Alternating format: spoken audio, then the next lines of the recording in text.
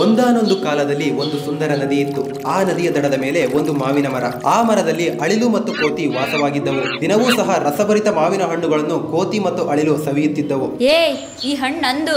ಸರಿ ತಗೋ, ನೀನೇ ಇದನ್ನು ತಿನ್ನು. ಅಬ್ಬಬ್ಬಾ, ಈ ಹಣ್ಣು ಎಷ್ಟು ರುಚಿಯಾಗಿದೆ. ಆಹಾ, ನನಗೂ ಸಿಕ್ಕಿತು, ತುಂಬಾ ತಿನ್ಬಿಟ್ಟೆ. ಇವರಿಬ್ರು ಹಣ್ಣನ್ನು ಸವಿಯುತ್ತಿರುವುದನ್ನು ಕಂಡು ನದಿಯಲ್ಲಿ ಈಜುತ್ತಿದ್ದ ಮೊಸಳೆ ಮರದ ಹತ್ತಿರ ಬಂತು.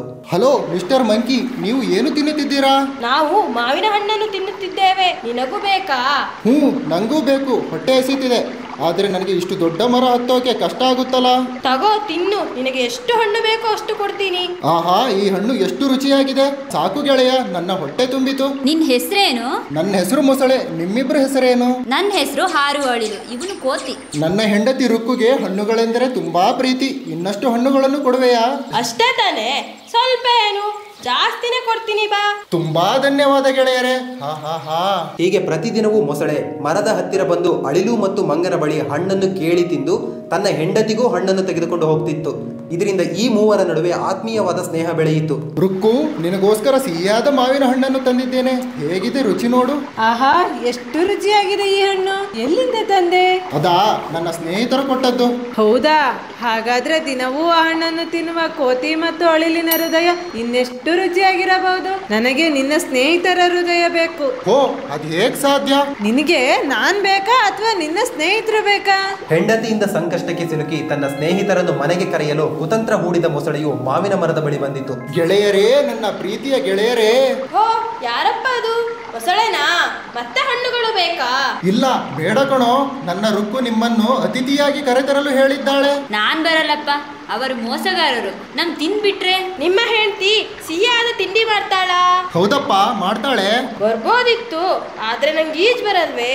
ಬಾ, ನಾನಿದ್ದೀನಲ್ಲ, ನನ್ನ ಬೆನ್ನ ಮೇಲೆ ಹತ್ತಿ ಕೂರು, ನಾನ್ ಕರ್ಕೊಂಡು ಹೋಗ್ತೀನಿ. ನಂತರ ಅಳಿಲನ್ನು ಬಿಟ್ಟು ಕೋತಿಯೊಂದೇ ಸಂತೋಷದಿಂದ ಮೊಸಳೆಯ ಬೆನ್ನೇರಿ ಅದರ ಮನೆಗೆ ಹೊರಟಿತು. ಮಧ್ಯ ದಾರಿಯಲ್ಲಿ ಮೊಸಳೆಯು ತನ್ನ ಮನೆಯಲ್ಲಿ ನಡೆದ ಘಟನೆಯನ್ನು ವಿವರಿಸಿತು. ನೀನು ಇವತ್ತು ನಮಗೆ ಆಹಾರ, ನಿನಗೆ ಯಾವ ಆತಿಥ್ಯವೂ ಇಲ್ಲ. ಏನ್ ಹೇಳ್ತಿದೀಯೋ ಹುಚ್ಚ ನಿಂಗೆ? ನನ್ನ ರುಕ್ಕುಗೆ ನಿನ್ನ ಹೃದಯ ತಿನ್ನಲು ಆಸೆಯಂತೆ. ತಕ್ಷಣ ಕೋತಿ ಅಳಿಲಿನ ಮಾತನ್ನು ನೆನಪಿಸಿಕೊಂಡು ಮೊಸಳೆಯ ದುಷ್ಟತನಕ್ಕೆ ಒಂದು ತಂತ್ರವನ್ನು ಹೂಡುತ್ತದೆ. ಓಹೋ, ಹಾಗ ವಿಷಯ. ಆದ್ರೆ ಒಂದು ಸಮಸ್ಯೆ ಆಯ್ತಲ್ಲ. ಯಾರು ನನ್ನ ಹೃದಯ ತಿನ್ನಬಾರದೆಂದು ಮಾವಿನ ಮರದ ತುದಿಯಲ್ಲಿ ಇಟ್ಟಿದ್ದೀನಲ್ಲ. ಅಯ್ಯೋ, ಇವಾಗ ಏನ್ ಮಾಡೋದು? ಮಾಡೋದೇನಿಲ್ಲ, ಹಿಂತಿರುಗು, ಮರದ ಬಳಿ ಹೋಗು, ತೆಗೆದುಕೊಂಡು ಬರೋಣ. ಮೊಸಳೆ ಮಂಗನನ್ನು ಮರದ ಬಳಿ ಕರೆದುಕೊಂಡು ಹೋಗುತ್ತದೆ.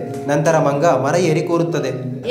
ಹೋಗೋ ಮೂರ್ಖ, ದ್ರೋಹಿ, ಬುದ್ಧಿಲ್ಲದವನೇ, ನಿಂಗೆ ನನ್ನ ಹೃದಯ ಬೇಕಾ?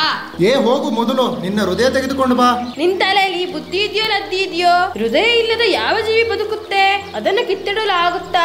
ಹೋಗು ಹೋಗು, ಬುದ್ಧಿಮಾಂದ್ಯ. ಅಯ್ಯೋ ಛೇ, ಮರ್ಯಾದೆ ಇದ್ರೆ ಇಲ್ಲಿಂದ ಹೋಗು, ಈ ಕಡೆ ಎಲ್ಲೂ ಕಾಣಿಸ್ಬೇಡ. ನಿನ್ನಂತ ದ್ರೋಹಿಗೆ ಯಾವತ್ತೂ ಹಣ್ಣು ಕೊಡುವುದಿಲ್ಲ. ಇದಾದ ನಂತರ ಆ ದುಷ್ಟ ಮೊಸಳೆ ಮತ್ತೆ ಜಾಗದ ಕಡೆ ಬರಲೇ ಇಲ್ಲ. ಒಳ್ಳೆ ಸ್ನೇಹಿತರಾಗಿದ್ದ ಮಂಗ ಮತ್ತು ಅಳಿಲು ತಮ್ಮ ಉಳಿದ ದಿನಗಳನ್ನು ಆ ಮರದಲ್ಲಿ ಕಳೆದವು. ಈ ಕಥೆಯಿಂದ ಉಂಡ ಮನೆಗೆ ದ್ರೋಹ ಬಗೆಯಬಾರದೆಂದು ತಿಳಿಯುತ್ತದೆ.